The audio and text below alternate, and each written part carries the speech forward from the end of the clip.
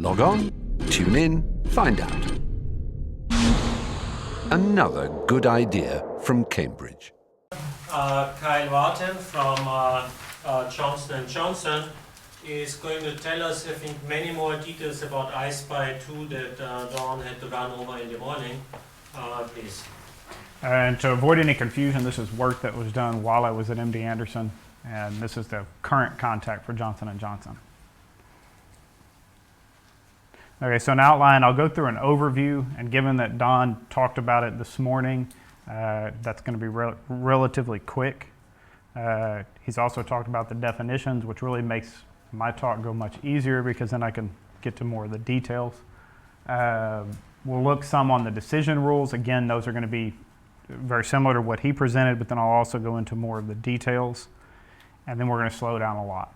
We'll hit the statistical details where we get into the nuts and bolts of what is actually being done in this design.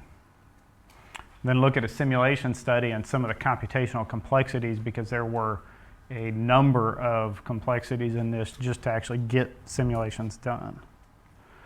If I have time, I'll look at the software development and the trial conduct, because one of the most common questions I get asked is, that's great, but how do you run it?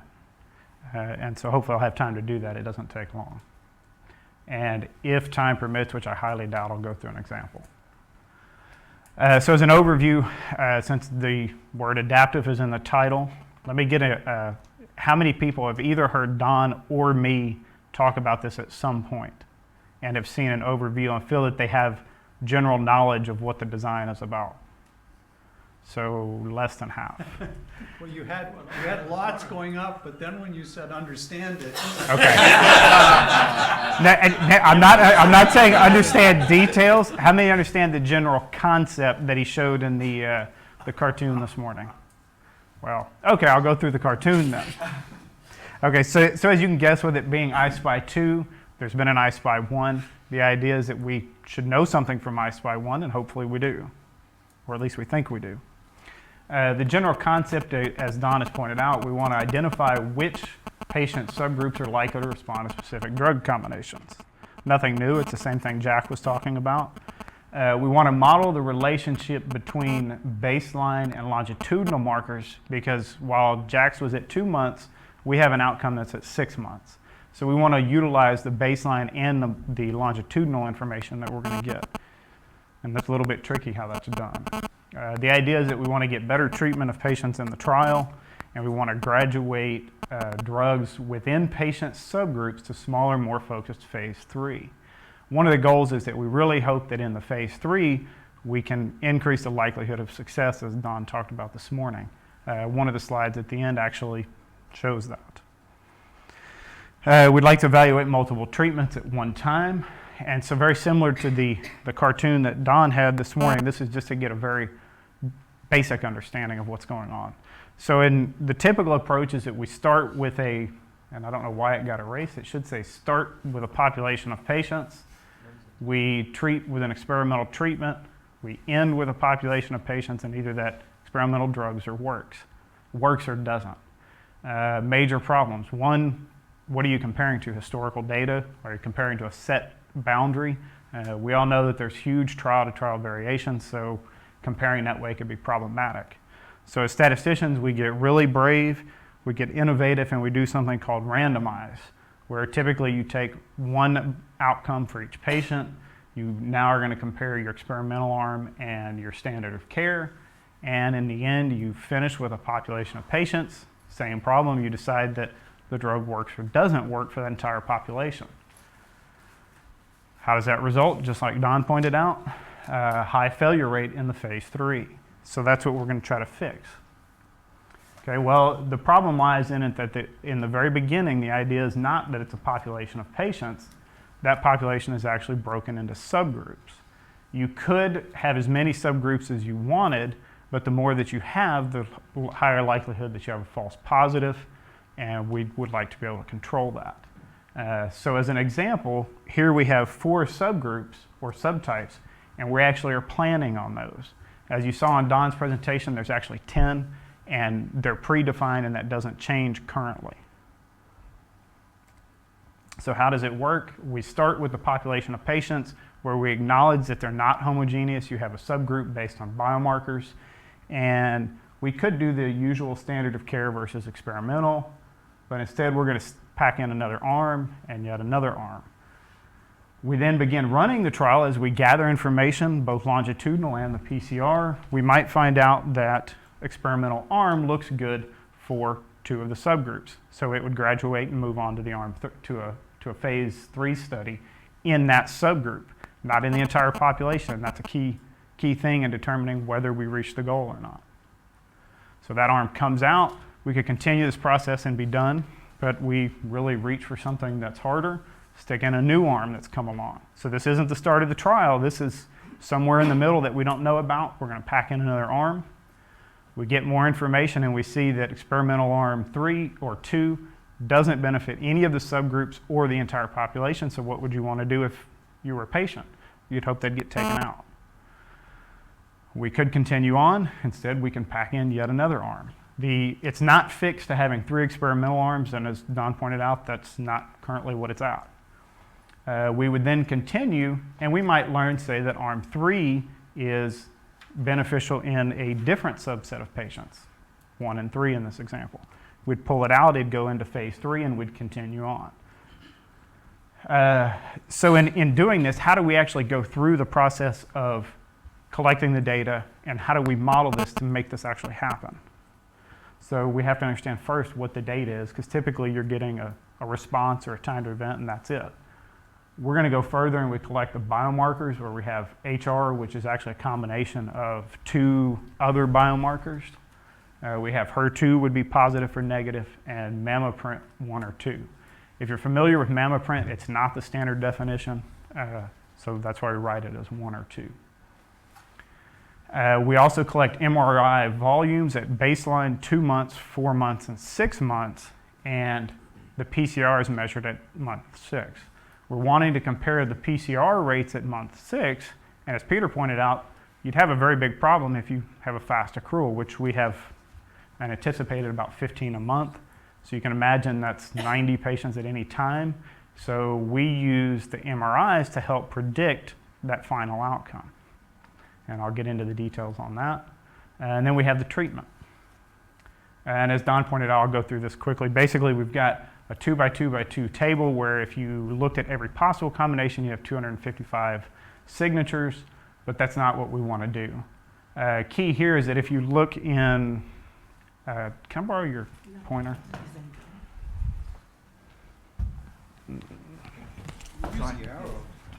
It doesn't seem, okay. I like a stick better.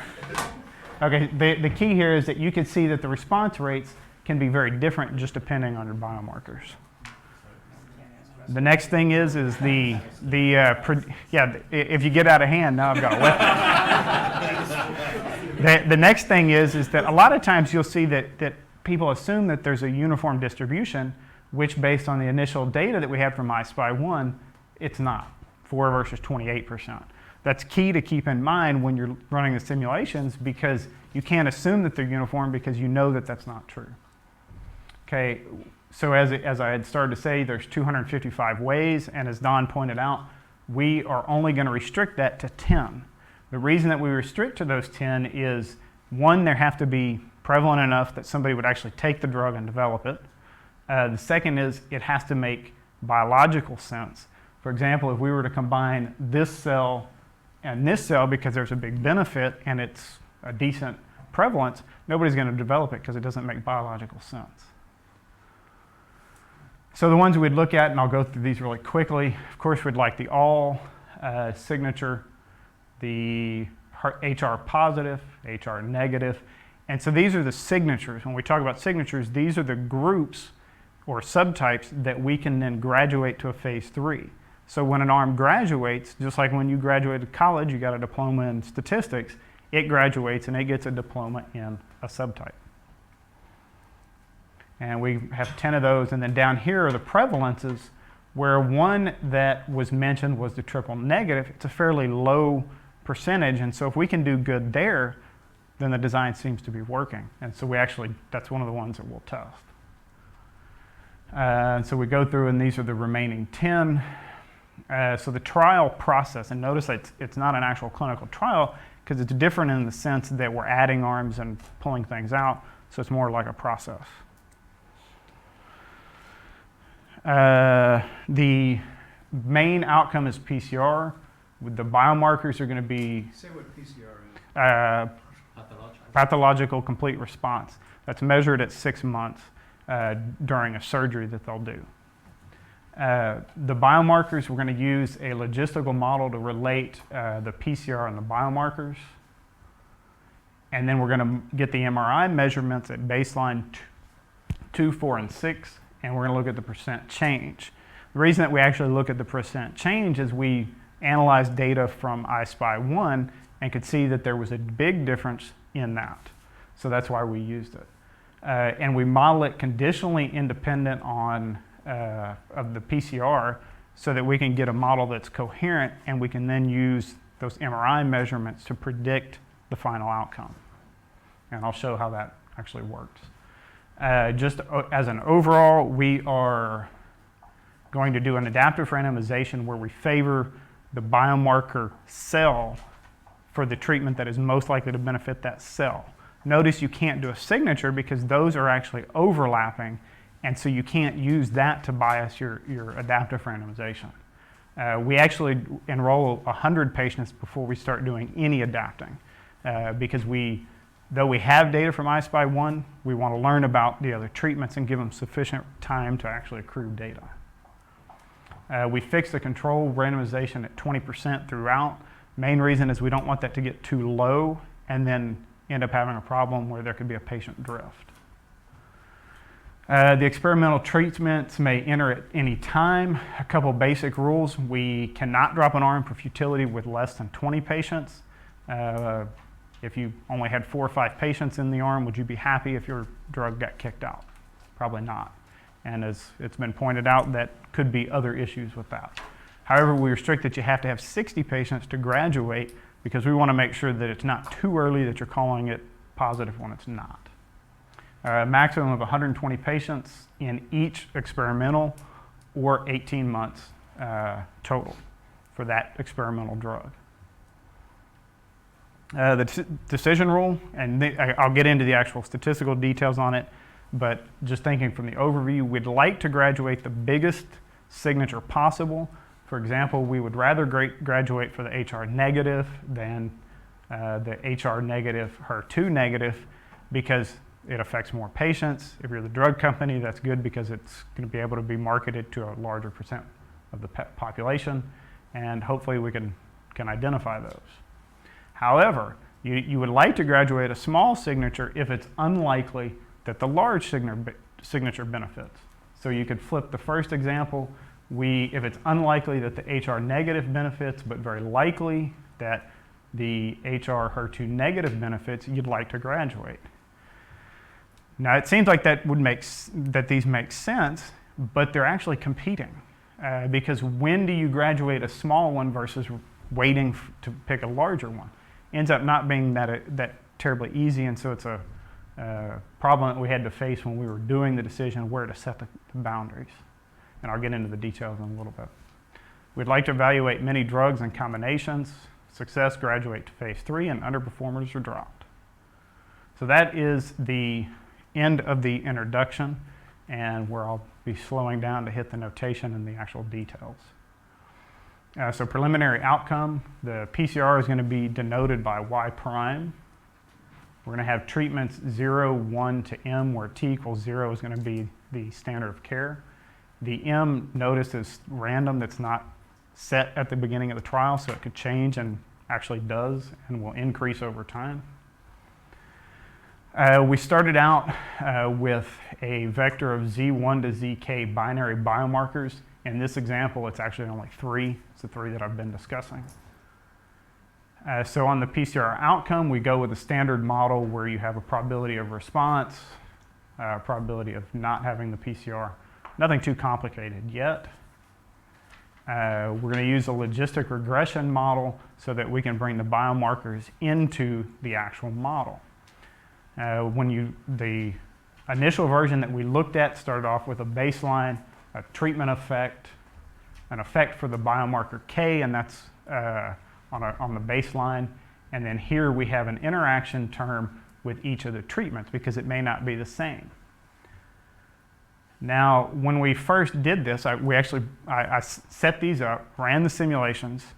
A hurricane came through Texas, knocked out power. A week later, I looked at the results, and we were getting ready to go to a meeting at the FDA, right? And the results were terrible. So luckily, there was a hurricane that knocked out the power. In the time that I was sitting in the dark, I realized, what's wrong with this? Well, that's an easy answer. We're looking for things to work in very specific cells, yet we can't actually fit that kind of data if we got it. So we need to include interactions where the biomarkers can interact to get to the cells. So we have two-way biomarker interactions baseline, three-way baseline, and then we interact them for each of the treatments because that's what we're really hoping for. However, we think that these are unlikely, so we'll model that into the prior, and I'll talk about that when I get to that slide. Is that an interaction with treatment? This one. Yeah, the last row is treatments because that's what the index right here is for. You could write it where you would typically have an indicator of treatment T equals whatever it is, and I just did it a different way. But yes, it's an interaction with treatment. That way you can have a different response rate in each cell for each treatment. If you fix the biomarker groups at 10, have you thought about just fitting a 10-cell model instead of? Say it louder. Say it louder. The question is, since you only consider 10 groups, can you just treat the 10 groups as a factor with 10 levels instead of going through all these combinations in the model? But there's overlap. Yeah, there's with the overlap in biomarker these. Groups. The signatures have great overlap. Yeah, and so you couldn't, that would be similar to what I think somebody had asked Jack that. And the reason that we did it this way is we can borrow at the actual biomarker effect. But that's why we had to include the interactions, is because they will be different. Okay, and then of course we've got three-way interaction for treatment. Okay, the usual, the outcome probability takes the usual form, which we've probably all seen. So now we get to the MRI measurements. This gets to be where it gets a little more complicated because we're getting outcomes earlier and would really like to stick those into the model. How do we actually do that? Okay, so we're going to let y, the vector boldface y from y1 to yj, in this case 4 be the vector of MRI outcomes. We're going to note the d of yj to be the percent change at that one. So we have d of y1 would be the month 2% change, dy2 would be month 4, and dy3 would be the 6th month. And what we hoped, and when we analyzed the data, what we saw was that the patients that eventually respond have a very different probability distribution than the patients that don't respond. And then so what we actually do is we set up to where it's actually two different distributions based on the time point that you're at and the treatment that you got. Okay, so from there, the question would then be, well, what if I haven't observed an MRI? In a real trial, patients don't always come in, they forget to come in. So how do we actually treat that? We just set that distribution to 1. That way that is not impacting it. We don't impute that piece of it. And then the actual distributions that came out of the earlier ones were that we would have distribution mu0, sigma 0 for a patient that ultimately did not have a PCR, mu1 and sigma 1 for a patient that did. So you can see we've got 4 parameters at every time point that goes into the longitudinal piece. We've got 3 measurements, so that adds 12 parameters to the model. So you call it longitudinal, but conditional on the baseline, you actually seem to assume independence, right? They're conditionally independent. And we did that so that, give me 2 slides and I'll show you why. You actually, we talked about this with you. You probably don't remember it, but we talked about it with you. Nebby and I talked about it with you. For the ith patient, then we have the following observed data. We've gone through several slides where the y sub I prime now is going to be your PCR. You've got a treatment. We've got a vector of MRI measurements, a vector of biomarkers, which you can just think of as a covariate, and then we need to combine it because if not, the notation is going to get to be really nasty. So we're going to call this X of I being all of that grouped together. So then we get down to the likelihood where we've got the contribution for the response and then over for each patient, the actual MRI measurements that they have. They either contribute this piece or this piece depending on if they've been a response. Now, if I was looking at that, the first question, I'd actually have two questions. So I'll ask them. What happens if the Y sub I hasn't been observed? And second, you mentioned this was the second one and you haven't said anything about how that data is actually being used. What are we going to do with that? Okay, since I've got 10 minutes, I'm going to try to get through the statistical piece. So we have to impute the PCR outcomes. What we actually then do is we take the most recent MRI measurement and we're going to denote that index by J prime. And then we're going to have two things just for notational reasons. We've got a sampled XI, which would be a patient that has responded, and a sampled XI, which is all the data, as a 0. And that's because a patient could respond or not respond, and we don't know.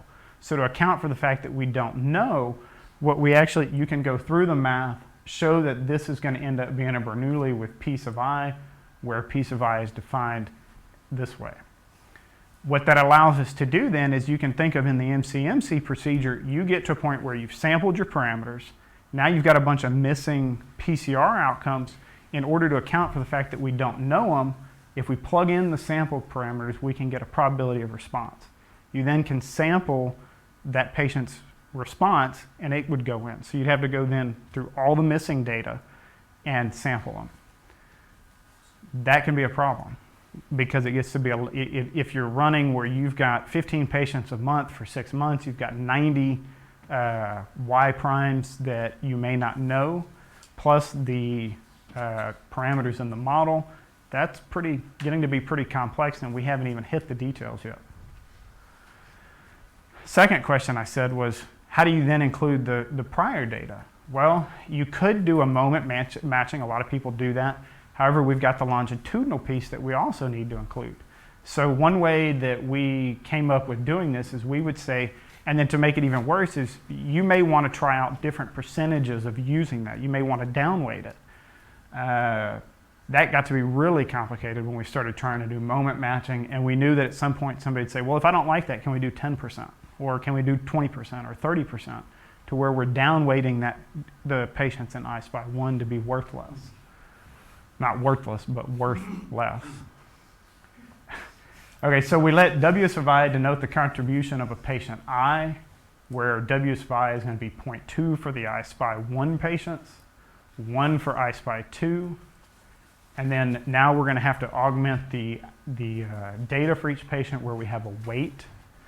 So it gets to be a little more complicated. We have a vector of observed data now. X1 to Xn would be ISPY-1. Xn1 to Xn1 plus N2 is patients from ISPY-2. Total patients going into a calculation would then be N1 N plus N2, which looks nice. So we're moving along.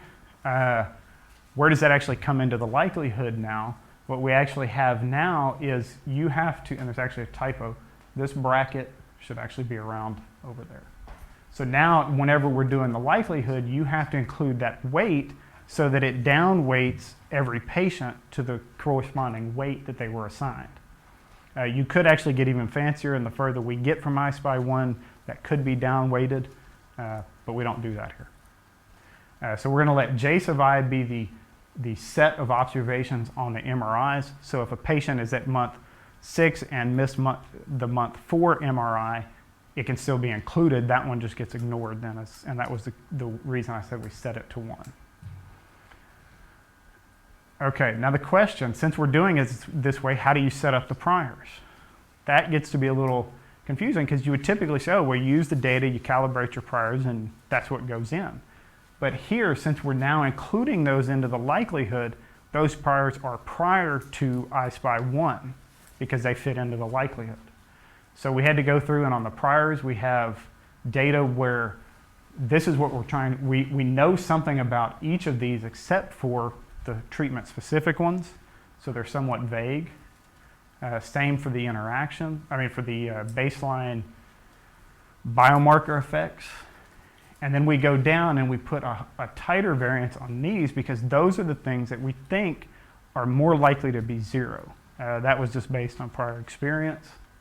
So it's likely that you're not going to have two-way and three-way treatment interactions. We then have to assume a model for the longitudinal piece. So we do a normal 0, 1, inverse gamma. Both of those are fairly non-informative in this context. So we have a total of 12 plus 8t parameters in this model, and you have missing PCRs are like yet another parameter. So you actually have this 12 plus 8t, which if it was 5 experimentals, you'd have 40 plus 12 is 52 plus, or if we did 5 experimental arms, you'd end up with a total of expected 90 unobserved. So you get 142 parameters that you're trying to fit. And that's really slow. When you get into the computational, that can be done, but it gets even harder because we're not using posterior probabilities to do the decisions. We're using predictive probabilities for success in a phase 3 in a specific signature. How can we know the sample size that we're talking about? It's 100 and I said it at the beginning, now I can't remember, 150 per experimental. And that was based on we need to be able to do it, screen them quickly, and get an answer back. And so What was the question? Was it how big is phase 3 or how big is phase 2? Right. Yeah. So yeah, phasal distribution and seems to be a big model to fit based on that number. So, Well, so that it was 120 patients as a maximum in ISPY-2. The study he's predicting, the phase 3 study is 150 plus 150 in the control, so a 300 patient phase 3 study is Hey. what. yeah, and I think I know what you're asking is that's not very much data to fit 142 parameters, but 90 of those are on the outcome, and so those end up to be variable early on, and as we get more data, it gets better. And most of the parameters are gone by the time you've done with the ISPY-2 and given it back to the company because, for example, all of the MRI measurements no longer matter because we've got the ultimate endpoint. The MRI is just used to make for a more efficient design of the trial. Okay, and now since we're going to graduate in a signature, we have to be able to get a PCR, and we have to be able to get an expected rate in the signature. And I'm going to have to jump through some of this to get to the last couple pieces. We denote the probability of the PCR for signature by R. And then, so for example, we'd actually want to estimate an overall response rate for this trial, for this subtype. And then what we have to do is we have to do prediction on the phase 3. And anybody that's ever calculated a predictive probability knows that that's not cheap computationally. It takes quite a bit of time. So in order to simplify it, we do a moment match for each of the cells and each of the 10 signatures because that's what the rule is based on. So we're doing 18 predictive probabilities to go into a decision for each arm. That greatly simplifies the prediction process. And then what we're actually going to use to calculate it is we calculate the probability that the response rate on a signature for a given treatment is greater than control, and also for each cell. And the reason that we do each cell is that we want to make sure that we don't include a dud cell just because it's low on the data. So that's the reason that we use both of them. And so this is a heavy computational burden, 8 cells, 10 signatures for each of the MR, for each of the treatments. And I'll talk a little bit about that in 2 slides. The actual decision rules that we had to come up with, and this is balancing the graduating a small signature versus waiting for a large signature. So we want to have an 85% success rate in phase 3. So the overall for that signature has to be 85. The next thing is that if we look at each cell, we want at least a 50% chance if we were going to include just that cell in the phase 3. What that does is that says don't include a cell that looks bad. We want to wait and make sure that every cell looks decent in a signature. Now, you could base it just on that one signature, but what we actually do is we pull our head out of the sand, we look around. What you do in actuality, look at all the other signatures. And if there's one that's starting to appear to look good, that's better, you want to wait. So if we actually meet, if all of the cells are less than 50 and have a cell that's less than 40, that means it's probably not going to end up meeting this final criteria to graduate, so we can go ahead and move on. We were never terribly happy with this, but we had to make a decision as to if we've got something positive in a subset, should we tell the world about it or should we wait for it?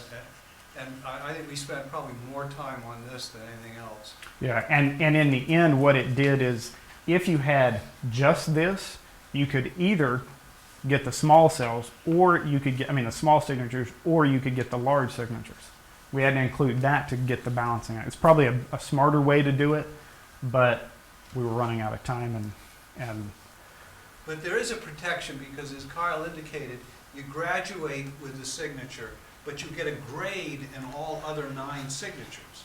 Yeah. So the company can say, well, you graduated in triple negative, but I see that I can do pretty well in negative, in HR negative, so I'll go with that. Yeah. Okay, and to get to computational complexities, as there were numerous in this, as I mentioned, a lot of parameters.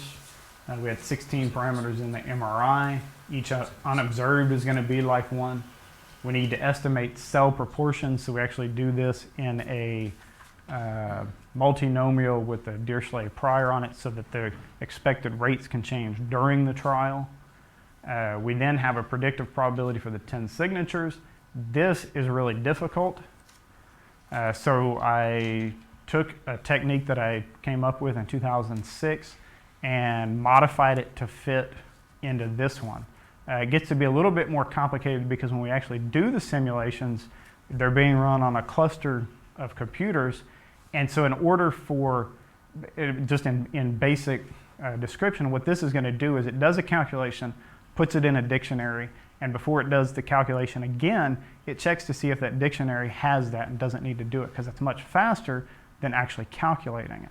So it's like you're storing the data. The software will get smarter as you've done more simulations. However, each one of these is being run on a different computer, so how do you then deal with the fact that you now have a lot of places running independently? What ends up happening is that during the simulations, every 15 minutes, the dictionaries are all combined. A new dictionary is created, and that gets sent with any future reps. That way, you can continue improving the speed on the simulations. Because as you'll see on the next line, it gets to be time consuming. We had Condor, which is a distributed computing environment, 200 to 325 CPUs at all times. And that's important because it took 50,000 to 100,000 hours of compute time for the final set of results. That didn't take into account the first 15 or all the additional experimental simulations I ran. That was just to get an idea, make sure that we felt like we were doing it the right thing. It's what? Well, and if you're really smart, you could go to, now I hear there's a bigger cluster there, where you could go to Amazon Web Service and you could get this done in, a day. Not a problem. But it's the computer doing the work. Yeah. I mean, what the hell? So, what I tried to argue is I should get paid for that time. That didn't go over so well. And I'm going to skip because I know I'm out of time. This will be the last slide. Phase 3. The question was, we wanted to make a recommendation for smaller, more focused phase 3s. So how did we do that? In ISPY-2, we predict the phase 3 is run in a subset of patients. If you take a standard design, you get to the end, you get a significant result, you run it in the entire population.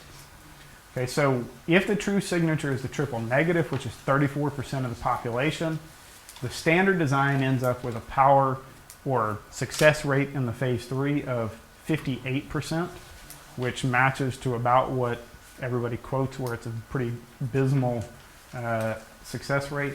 With ISPY-2, it's 82%. Even though we had a predictive probability of 85, the reason it's actually lower is sometimes we still make mistakes. And then the real question is, what does that do to the sample size for phase 3? You would get an estimated 238 sample size if you take standard approach versus 104 with ISPY. So that's a much smaller sample size, which kind of fits into what Jack was saying, was turn the pyramid over and do a smaller trial, which is what we see here. And I can't go through the rest of it. But that was the best results. Thank you.